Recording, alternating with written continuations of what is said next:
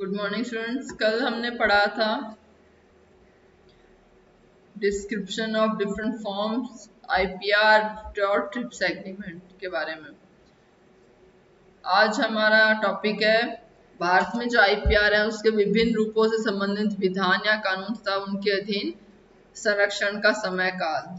जो हमने 9.9 कैटेगरीज पढ़ी थी, जिसके अंदर हम अपना पेटेंट या कोई भी राइट है वो कंजर्व करते हैं, तो वो किस एक्ट के तहत और कितने टाइम पीरियड के लिए लागू होगा। तो पहला है पेटेंट। पेटेंट जो एक्ट है वो 1970 से शुरू हुआ था और इसके कई संशोधन है, यानी कि उसमें क्या हो जाते रहते हैं, ड्यू कोर्स ऑफ टाइम उसमें चेंजेस होते रहते हैं। तो शुरू में ये जो टाइम पीरियड है ये 20 वर्ष है, जिसको एज पर रूल्स इंक्रीज किया जा सकता है। देन डिजाइन एक्ट है वो 1911 में शुरू हुआ था। न्यू डिजाइन एक्ट जिसे बोलते हैं, उसे अब 2000 में रिन्यू किया गया। इसमें सबसे पहले इसमें शुरू में 10 वर्ष तक डिजाइन का जो है हमें राइट दिया जाता है, उसके बाद इसको बढ़ाया जा सकता है। ट्रेडमार्क जो है the trade and merchandise mark act जो है 1958 में था। न्यू ट्रेडमार्क एक्ट के तहत 1999 में इसका संशोधन हुआ था और ये हर बार 10-10 वर्ष के लिए आगे बढ़ाया जाता है। देन है ज्योग्राफिकल इंडिकेशन। इसमें geographical indication of goods registration and protection act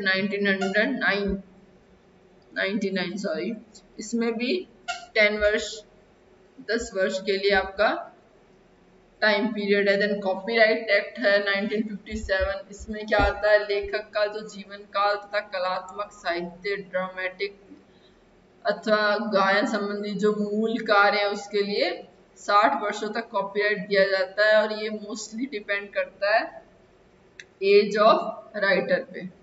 और प्रकाशित तिथि है उसके पश्चात 60 वर्ष तक अन्य कार्यों के लिए, यानी कि हो सकता है कि उस लेखन पे कोई नाटक बन जाए या कोई फिल्म बन जाए, तो वो भी कॉपीराइट के अंडर आएगा।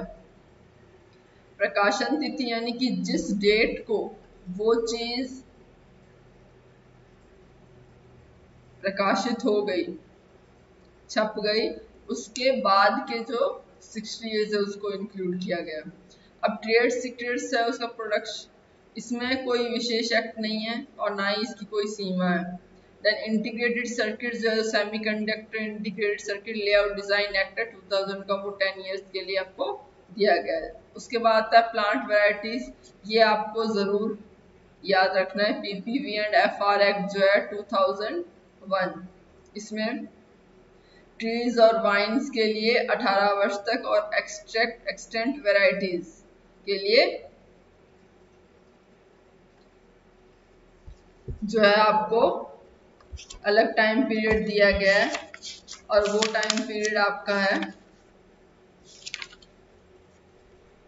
15 साल का, यानी कि जो एक्सटेंट वेराइटीज है उनके लिए 15 साल का है। देन है problems related to providing protection to IPR, यानी कि ऐसी कौन सी प्रॉब्लम्स हैं जो आईपीआर को प्रोटेक्शन करवाने से संबंधित है। तो देश में इस समय भी ऐसे क्षेत्र हैं जहां अनुसंधान कार्य की अधिक आवश्यकता है तथा महत्व है और वहां के व्यक्ति अज्ञानता के कारण आईपीआर के नियमों का लाभ नहीं ले पा रहे हैं। इसलिए शासन की ओर से जो ज्ञान का विस्तार है वो होना आवश्यक है, यानी कि कुछ ऐसे जो देश है, जो पिछड़े जो वर्ग होते हैं या पिछड़े जो क्षेत्र होते हैं जहाँ पे इन रूल्स के बारे में या इन प्रॉफिट्स के बारे में पता नहीं है, तो ये सरकार का कार्य होता है कि वो जाके वहाँ पे इलेबोरेशन करे, वहाँ के लोगों को जागृत करे कि वो भी आईपीआर के तहत अपना राइट है या इकोनॉमिक गेन है वो ले सकते हैं। देशों में आईपीआर के उल्लंघन यानी कि उनका इन्फ्रिजमेंट होना से संबंधित मामले वो लगातार बढ़ते जा रहे हैं और जिसका जो निस्तारण है, जिनका यानी कि जो न्यायपालिका से संबंधित योग्य तथा कुशल व्यक्तियों की कमी है उसकी पूर्ति होना आवश्यक है। यानी कि क्योंकि कोई भी अगर नॉवल चीज क्रिएट हो रही है तो उसको फायदे लेने के लिए हर कोई तैयार रहेगा। तो जो जो मूल क्रिएटर है, जो मूल आवश्यक जो इनोवेशन करता है, उसको अगर रूल पता होंगे या फिर जो जुडिशरी है उसको हेल्प करनी चाहिए कि अगर किसी के अधिकारों का उल्लंघन हो रहा है, इन्फ्रिंजमेंट हो रहा है, तो वो एक ऐसे कुशल व्यक्तियों को, संबंधित योग्य व्यक्तियों को नियुक्त करे ताकि वो उन न्यू क्रिएटर्स का की हेल्प करें और जो ऐसे व्यक्ति हैं जो कि उस लाभ के अधिकारी नहीं है उनको आवश्यक दंड प्रदान करें। अब है beginning of production of IPR in India कि इंडिया में सबसे पहले इन प्रोडक्शन का शुरुआत जो है वो कैसे हुई और कब हुई। बौद्धिक संपत्ति है वो नियम है वो धीरे धीरे सदियों से विकसित किए जा रहे हैं, लेकिन जो शब्द बौद्धिक संपत्ति है उसका विस्तार और उपयोग है वो नियमित रूप से 19वीं शताब्दी में आरंभ हुआ, तब 20वीं शताब्दी के अंत तक संसार में व्यापक धारण कर चुका था, जो अभी विस्तार की ओर अग्रसर है। यानी कि इन्वेंशंस तो पहले भी बहुत होती थी, लेकिन जो रजिस्ट्रेशन है वो 19th सेंचुरी में शुरू हुआ और अभी 20th सेंचुरी के एंड तक वो क्या है पूरे विश्व में फैल चुका है और अभी इसकी क्या हो रही है, इसका डेवलपमेंट ही हो रहा है और वो आगे की ओर बढ़ रहा है। तो 1856 फरवरी 28 में exclusive privilege for the encouragement of invention of new manufacture, सबसे पहले भारत सरकार ने ये कानून की घोषणा की थी और इस घोषणा के जो उद्देश्य था वो था कि जो नए निर्माणकर्ता है उनको आविष्कारों के प्रति क्या किया जाए, उत्साहित किया जाए। और एक प्रकार से ये सर्वप्रथम एक तरीके से पेटेंट का रूप था और इसके कानून के अंतर्गत सर्वप्रथम एक civil engineer George Alfred Penning ने मार्च 3, 1856 को अपने एक आविष्कार एंड एफिशिएंट पंखा पुलिंग मशीन के प्रकार के लिए अधिकार की मांग की थी और जो कि स्वीकार कर ली गई थी और यही भारत का सर्वप्रथम बौद्धिक संपदा संरक्षण अधिकार था। तो ये आपका एक 2 नंबर में आ सकता है कि कौन सा ऐसा पहला अधिकार था और कब वो प्रोवाइड किया गया था थ्रू इंडियन गवर्नमेंट। देन बात करते हैं कि जो नेसेसिटी है of international intergovernmental organisation related with IP, यानी कि बौद्धिक संपदाओं से संबंधित जो अंतरशासकीय संस्थाएं हैं उनकी कितनी आवश्यकता है। तो इसमें अब बौद्धिक संपदा अधिकार है वो किसी निश्चित क्षेत्र के लिए मान्य होते हैं। इसका मतलब ये है कि फॉर एग्जांपल अगर एक कंट्री है से अमेरिका, उसमें किसी ऑर्गेनाइजेशन ने कोई नई चीज क्रिएट की या कोई इंडस्ट्रियल डिजाइन के लिए अधिकार मांगे, तो वो अधिकार है वो दूसरी कंट्रीज में अदर देन अमेरिका लागू नहीं होंगे। तो ये अधिकार केवल उसी देश या क्षेत्र के लिए मान्य होते हैं और लागू होते हैं जहां पे इन देशों और कानून को के अधीन उनको मान्यता दी गई है। लेकिन जो परस्पर संबंधित देशों के संसार में, यानी कि ऐसे मस्तिष्क में उत्पन्न विचार या कार्य तथा अन्वेषणीय जो भी कार्य है वो किसी भी क्षेत्र की सीमा को पार करके संसार में कहीं तक भी पहुंच सकते हैं और इसके सारे संसार के जो अन्य देशों हैं उसमें भी ये भावना पनप रही है कि बौद्धिक संपत्ति के संरक्षण के अधिकारों को से संबंधित नियमों और कानूनों को मानकीय स्तर प्रदान करने, आपस में मान्यता दी जाए। यानी कि अगर एक फॉर एग्जाम्पल अमेरिका में हमने कहा कि वो जो रूल्स हैं वो सिर्फ अमेरिका में ही लागू होंगे, वो तो अन्य देशों में लागू नहीं होंगे, तो इससे ये एक ड्रॉबैक है कि जो बाकी के जो देश हैं वो उस टेक्निक का फायदा नहीं ले पाएंगे, या फिर वो दूसरी कंट्रीज में जाके अपनी इन्वेंशन को और डेवलप नहीं कर पाएंगे। तो इसके चलते एक संघ की स्थापना होती है, एक यूनियन बना, जिसमें कुछ देश जो हैं वो मिलकर सदस्य बनते हैं उस यूनियन के, और वो सदस्य हैं वो दूसरे सदस्य देशों को के जो नागरिक हैं उनको बौद्धिक संपत्ति अधिकार है वो प्रदान करवाते हैं,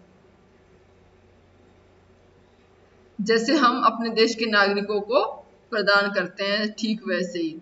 तो इसके अलावा किसी एक संघ के सभी देश मिलकर कुछ कॉमन मानक या परंपरा है या नियम है उनका पालन करते हैं, और ये जो यूनियन है ये अंतरशासकीय संस्था है, यानी कि इस पे एक कंट्री का स्वामित्व नहीं होता, एक कंट्री इसको नहीं चलाती है, जबकि वेरियस टाइप्स ऑफ कंट्रीज जो हैं उनके जो सदस्य हैं, जो चुने गए सदस्य हैं वो यूनियन के मेंबर्स होते हैं, वो वही उन्हें पावर मिलती है कि वो उन संबंधित देशों की जो प्रॉब्लम्स हैं related to intellectual property rights उसको सॉल्व कर सके। और जो आईपीआर से संबंधित जो राष्ट्रीय कानून हैं वो बनते हैं, और आईपीआर से संबंधित क्षेत्रीय और अंतर्राष्ट्रीय दोनों प्रकार के जो समझौते हैं यानी कि जो ट्रीटीज हैं उन पे साइन हस्ताक्षर करके वो है वो उस टीम का मेंबर बन जाता है। अब राज्यों द्वारा आईपीआर से संबंधित समझौतों के द्वारा कानून बनाना या उनमें भागीदारी लेने के कारण जो है वो कौन कौन से हैं। पहला है ऐसे अधिकार प्राप्त करने वाले क्रिएटर्स को शासकीय मान्यता प्रदान करना। देन है इन सृजनकर्ताओं के प्रयत्नों को प्रोत्साहन करना जिसमें वे इन सृजनों में रुचि लेते रहे। सेम पॉइंट्स हैं जो कि हमने पहले पढ़े थे। और इन सृजनों से प्राप्त जो बहुमूल्य सूचना है उनको इकट्ठा करके भविष्य में उपयोग के लिए सुरक्षित रखना, क्योंकि अगर इंफॉर्मेशन है वो उपयोगी तभी होगी जब उसको हम क्या कर पाएंगे, यूज कर पाएंगे फॉर द फ्यूचर डेवलपमेंट।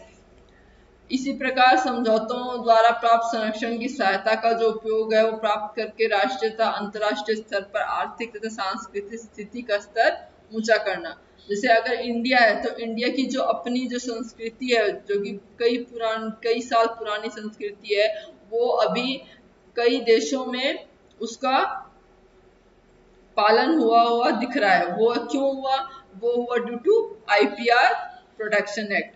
और वो इसलिए हुआ क्योंकि एक देश है उसकी संस्कृति जितनी फैलेगी वो ज्यादा उतनी क्या होगी, उसका जो स्तर है वो उतना ही ऊंचा होगा। तो इसमें एक पहला एक कन्वेंशन हुआ था। संधियों के नाम अधिकतर उस स्थान पे रखे जाते हैं जहां से वो संधियां सबसे पहले अपनाई गई होती हैं, जैसे बर्न यूनियन, पेरिस यूनियन आदि। तो अब इसमें जो पहला समझौता है वो है वाइपो समझौता या वाइपो ट्रीटी। वाइपो यानी कि world intellectual property organization convention, या आपकी फुल फॉर्म भी आ सकती है WTO, वाइपो, ट्रिप्स, इनकी फुल फॉर्म आपको याद रखनी है। यह एक अंतरराष्ट्रीय समझौता है जो कि 1967 में स्टॉकहोल्म में साइन हुआ था और 1970 में लागू हुआ था। 1974 के बाद से वाइपो को यूनाइटेड नेशन की एक विशेष संस्था का दर्जा प्राप्त दिया गया, और इसमें टोटल जो है वो 188 कंट्रीज हैं वो इसके सदस्य हैं, और इसका जो हेड क्वार्टर है वो जनेवा स्विट्जरलैंड में है। तो ये आपको इम्पोर्टेंट क्वेश्चन है और ये मोस्टली आपके 6 मार्क्स और 12 मार्क्स में पूछा जा सकता है। इसमें फर्स्ट इसका है कि जो वाइपो जो संधि है उसके उद्देश्य क्या है, मुख्य उद्देश्य क्या है। वो पहला है समस्त संसार में राज्यों के सहयोग तथा अंतर्राष्ट्रीय संस्थाओं को साथ में लेकर बौद्धिक संपत्ति अधिकारों का संरक्षण कर बढ़ावा देना, यानी कि हम जितने भी सदस्य हैं एक पर्टिकुलर ऑर्गेनाइजेशन के, तो उन हर देश के सदस्य का सहयोग और उसके पॉइंट ऑफ व्यू को ध्यान में रखते हुए हम क्या करते हैं, अंतर्राष्ट्रीय संस्थाओं को साथ में लाके उन आईपीआर को प्रोटेक्ट करते हैं। सेकंड है वाइपो के संचालन में संधियों द्वारा स्थापित बौद्धिक संपत्ति संघों के बीच प्रशासनिक सहयोग पक्का करना। यानी कि जितने भी देश हैं वो अगर एक पर्टिकुलर ऑर्गेनाइजेशन में मेंबर्स हैं तो उनके बीच में जो प्रशासन है वो कैसे काम करता है तो उसके सहयोग को हम पक्का कर सकते हैं। देन इसके 5 मेन फंक्शंस हैं। पहला है संघों के संबंधित प्रशासनिक कार्य को पूरा करना, यानी कि जो भी आईपीआर रिलेटेड जो वर्क है उसको कंप्लीट करना। देन बौद्धिक संपत्ति के क्षेत्र में राज्यों को कानून संबंधी तकनीकी सहायता देने से संबंधित कार्य करना, यानी कि हेल्प करना इन रिलेशन टू कानून संबंधी तकनीक, यानी कि उन्हें जुडिशरी प्रोवाइड करना। देन थर्ड है अंतर्राष्ट्रीय संधियों के द्वारा बौद्धिक संपत्ति के संरक्षण तथा उसको बनाए रखने के लिए नियमों तथा मानकों के बनाने से संबंधित उपयुक्त कार्य करना, यानी कि कोई भी अगर एक नियम है उसको या तो हम फर्दर इसका इंक्रीमेंट करें, यानी कि उसको आगे भी एक टाइम के लिए उसे जारी रखना चाह रहे हैं उस नियम को, या फिर जो मानक तय हुए मानक यानी कि जो लेवल हैं जो एक रूल तय हुआ है उससे रिलेटेड कार्य करना। देन अंतरराष्ट्रीय वर्गीकरण तथा मानकीय कार्य करना जो पेटेंट से संबंधित औद्योगिक संपत्ति कार्यालयों ट्रेडमार्क तथा औद्योगिक डिजाइन के बीच सहयोग बनाए रखने में सहायक हो। अब कई बार ऐसा होता है कि जो औद्योगिक डिजाइन है और जो ट्रेडमार्क है, ट्रेडमार्क यानी कि जो ऐसी सूचनाएं हैं जो कि एक पर्टिकुलर इंडस्ट्री या कंपनी को जरूरत है कि वो अपनी कंपनी या ऑर्गेनाइजेशन को नेक्स्ट लेवल पे लेके जा सके, तो उसके लिए जो दो या जो संबंधित जो पेटेंट संपत्ति जो कार्यालय हैं उनके बीच में क्या होना, सहयोग रहना सबसे ज्यादा जरूरी है। फिर है औद्योगिक डिजाइन ट्रेडमार्क के जो रजिस्ट्रेशन है या अन्वेषणों के पेटेंट के अंतर्राष्ट्रीय आवेदन संबंधित कार्य करना, यानी कि हर रोज आए दिन कोई ना कोई ऐसी नई इन्वेंशन है वो होती रहती है और उसको हम क्या करते हैं, एप्लीकेशन के रूप में हम उस ऑर्गेनाइजेशन तक पहुंचाते हैं जो कि हमें राइट्स प्रोवाइड करती है in the place of our invention. Then अब इसमें कई इसके ऑर्गन्स हैं वाइपो के। पहले ऑर्गन्स इन द सेंस कि एक जो ऑर्गेनाइजेशन है उसमें निम्न स्तर से लेके उच्च स्तर तक कौन कौन से ऐसे विभाग होते हैं और उसके जो मेन हेड होते हैं, तो ये सब कहलाते हैं ऑर्गन्स ऑफ वाइपो। पहला है जनरल असेंबली। वाइपो के वे सदस्य देश या राज्य जो इसके किसी एक संघ के भी सदस्य हैं वो जनरल असेंबली के सदस्य होंगे, यानी कि जितने भी कंट्रीज ने साइन किया है उस समझौते के ऊपर वो सारे जनरल असेंबली के मेंबर्स होते हैं। उनका जो मुख्य कार्य है वो है डायरेक्टर जनरल की नियुक्ति करना और डायरेक्टर जनरल या फिर कोऑर्डिनेशन जो कमेटी है उसकी रिपोर्ट्स पर पुनर्विचार करके स्वीकृति देना। तो फॉर एग्जांपल अगर कोई नया रूल अमेंड हुआ है या कोई नई जुडिशरी में लीगल जो रूल्स हैं वो लागू हैं तो उनके ऊपर हम वापस उनको पुनर्विचार करके हम उसको स्वीकृति दे सकते हैं कि ये जो रूल्स हैं वो लागू रहने चाहिए या फिर उनको हटाया जाना चाहिए। देन यूनियन के बजट और संस्थाओं के वित्तीय नियमों को पारित करना, कि कोई भी एक जब हम संरक्षण देते हैं किसी पर्टिकुलर इंडिविजुअल या क्रिएटर या उस कंपनी को जो कि इनोवेशन के लिए अधिकारी है, इनोवेशन के राइट्स के लिए अधिकारी है, तो उनके उसका भी जो एक नियमित इकोनॉमिक जो गेन है जो उनको हम प्रोवाइड करेंगे, तो उसका जो बजट है वो भी जनरल असेंबली तय करती है। देन है वाइपो कॉन्फ्रेंस। वाइपो कन्वेंशन की जो पार्टियां हैं वो इसकी सदस्य होती हैं और उनका मुख्य कार्य क्या है, जो कानून संबंधी तकनीक मामले हैं उनको निरीक्षण करना या उन पे पुनर्विचार करना। देन बौद्धिक संपत्ति से संबंधित जो भी व्यापक रुचि के मामले हैं उनकी भी उनका निर्णय लेना भी वाइपो कॉन्फ्रेंस का काम होता है। थर्ड है वाइपो कोऑर्डिनेशन की कमेटी।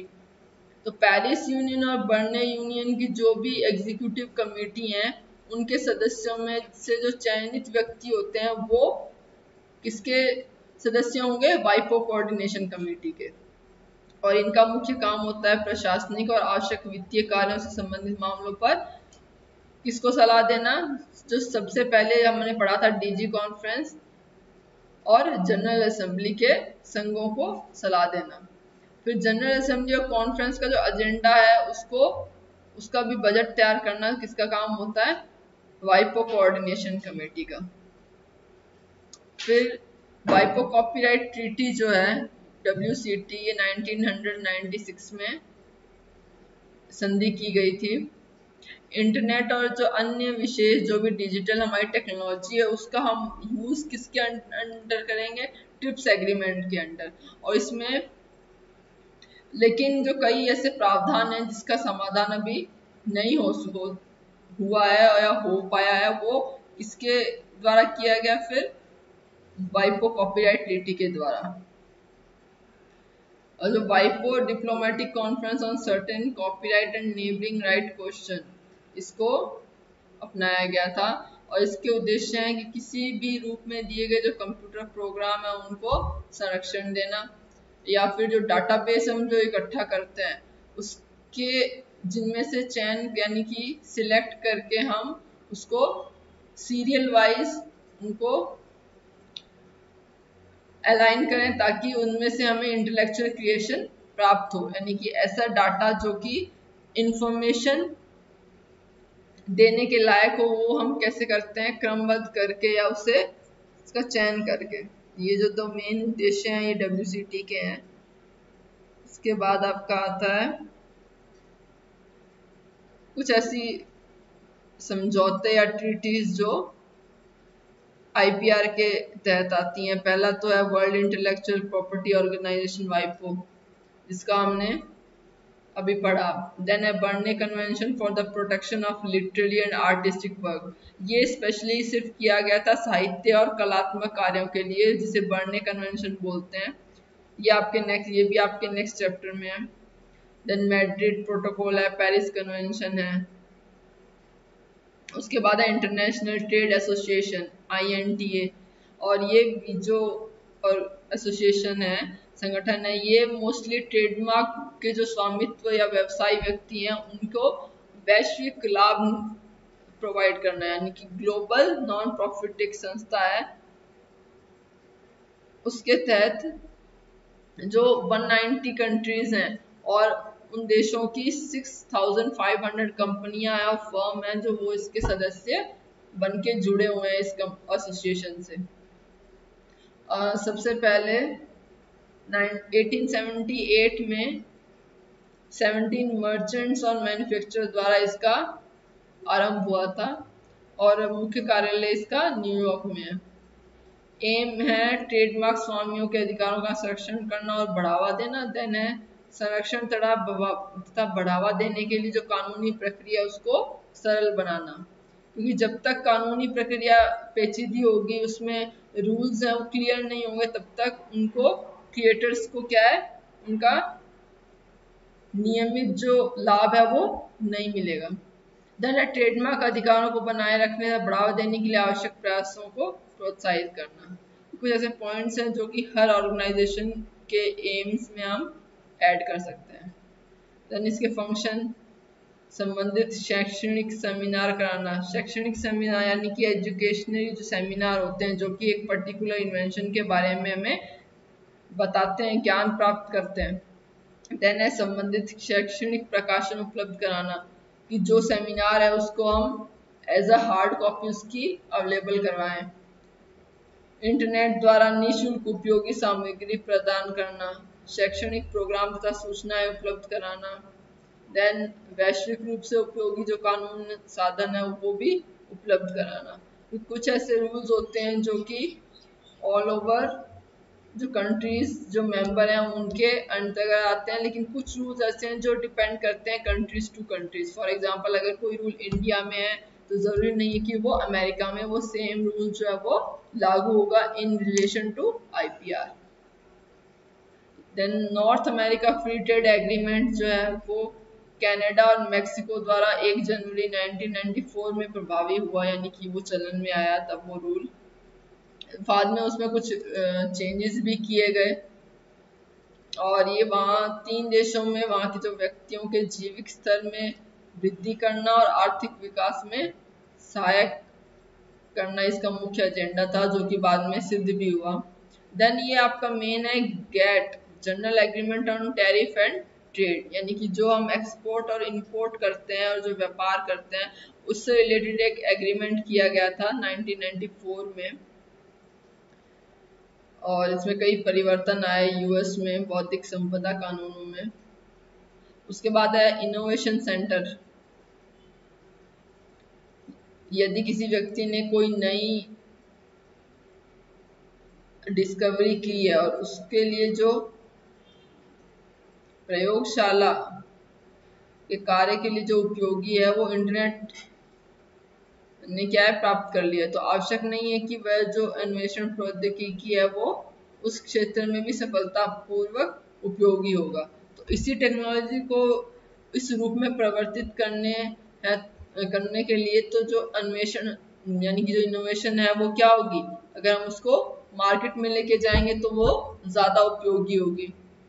और वही जो है वो इनोवेशन सेंटर का कार्य है। तो इस कार्य के लिए जो केंद्र को निम्नलिखित प्रकार के कार्य करने तथा सेवाएं प्रदान करनी पड़ती है। केंद्र यानी कि जो मेन जो हमारी एक्टिंग गवर्नमेंट है उसको कुछ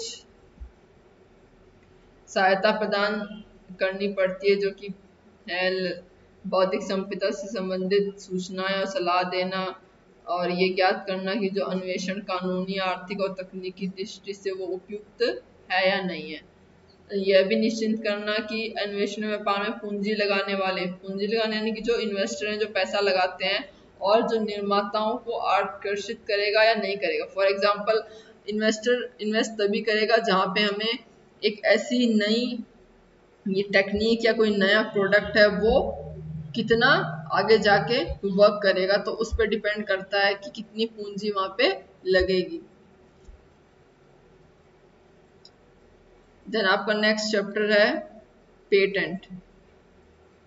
पेटेंट को इसको ब्रीफली नहीं पूरा एलैबोरेट करके बताया आपको।